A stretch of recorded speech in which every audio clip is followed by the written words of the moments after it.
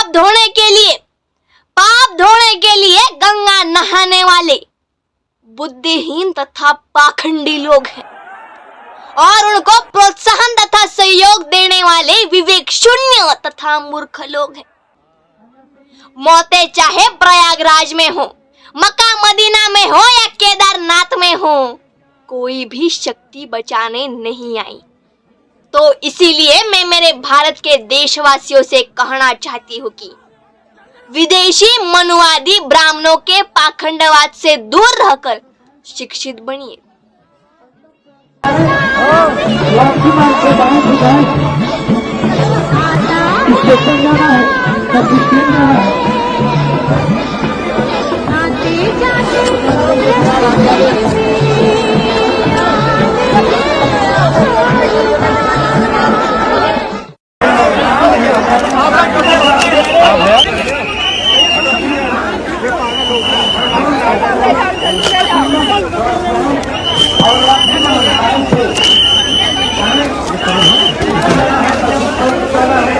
कुंभ में ठंडे गंगा जल में डुबकी लगा कर आया।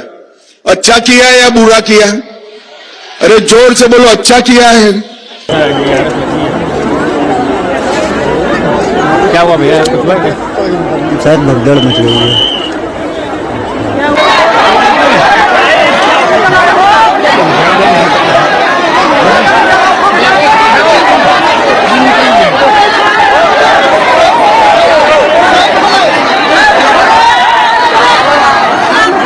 आराम से चलिए, आराम से, गिरिए नहीं। बहुत तरह से फेल है। यहाँ सैकड़ों लोग दबे हैं, कुछ मर चुके हैं, कुछ घायल हैं। कोई सुध लेने वाला नहीं, जनता ऐसे तितर बितर हुई है। ये लोग दबे हुए हैं, सैकड़ों लोग दबे हुए हैं। कोई ना तो बचाने वाला, ना पूछने वाला। यहाँ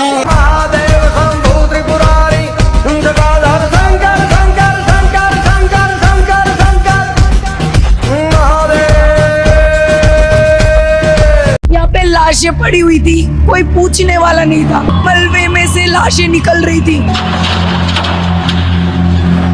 लोगों के मन में अगर श्रद्धा का भाव नहीं है तो वे लोग वहाँ पर उस प्रकार की व्यवस्था नहीं दे सकते। उस प्रकार की बुद्धि उनमें आएगी ही नहीं। इन्हीं लोगों की वजह से वहाँ लोग मरे हैं।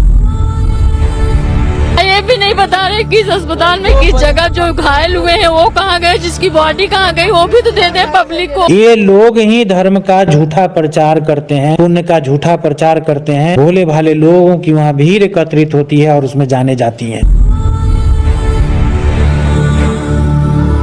ये तस्वीरें छिपाई जाएंगी। कम से कम 7-8 टिकट रहे। देवभूमि मत मरना सबको है, पर कोई गंगा के किनारे मरेगा तो वो मरेगा नहीं, मोक्ष पाएगा। अगर वो तैयार हों तो हम अभी धक्का मार करके उनका भी मोक्ष कराने के लिए तैयार हैं। अगर वो कहते हैं कि मोक्ष हो गया, देखिए किसका मोक्ष हो गया किसका नहीं हो गया अलग बात है। इस तरह से पैरों के नीचे कुचल करके, दम घुट करके जो बच्चे, जो महिलाएं, जो माताएं, हमारी बहनें और जो भाई, जो वृद्ध मरे हैं, मोक्ष हो गया, ये बहुत सरल है कह देना। पूरे आयोजन में 40 करोड़ श्रद्धालु आएंगे, लेकिन तैयारी हमारी होगी 100 करोड़ श्रद्धालुओं की व्यवस्था। 100 करोड़ की जब व्यवस्था की गई और उसमें 40 करोड़ लोग आए हैं तो अब व्यवस्था कैसे हो गई? अगर 100 करोड़ की व्यवस्था होती और 140 करोड़ आ जाते तब तो हम मानते कि ओवर क्राउड हो गया, इस कारण अब व्यवस्था हो गई। बॉडी को कचरा में छुपा के रखा था, चलिए दिखा देगा। दबाव में खूब दबाव पड़ा है तो ये बच्चा बचावा खिलौने इनका तो यही तो छूट गए। आश्रम से भगदड़ उठा और उसी में आदमी को कुचल के आदमी सब कोई कुछ भगदड़ हुई, उसी भगदड़ में मेरी वाइफ का मेरे हाथ से हाथ छूट गया।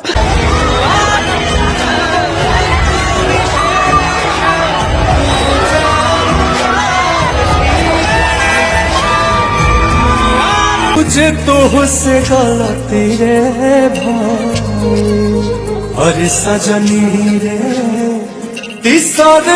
भगवान किस कसूर की दी है मुझे सजा, जिंदगी यही है तो है जिंदगी में क्या। मेरे लिए तो अपना देश और अपना सनातन धर्म से बढ़ करके कुछ भी नहीं हो सकता। हिंदू बन के गया था नहाने, मरने के बाद मुसलमान बना दिया, दफना दिया, धर्म परिवर्तित कर दिया, फिर से बुलडोजर लगा के लाशों से बालू के नीचे दबाया जा रहा है। कह रहा है कि मोक्ष मिल गया। अरे नीच कुकर्मी वीरेंद्र शास्त्री, जहर की पुड़िया खा लो, भगवान करे तुमको उसी में माँ गंगा खींच ले, तुम भी मर जाओ, तुमको भी मोक्ष मिल जाए। प्रशासन और सरकार रोज जो है काउंट कर लेता था एक एक आदमी का।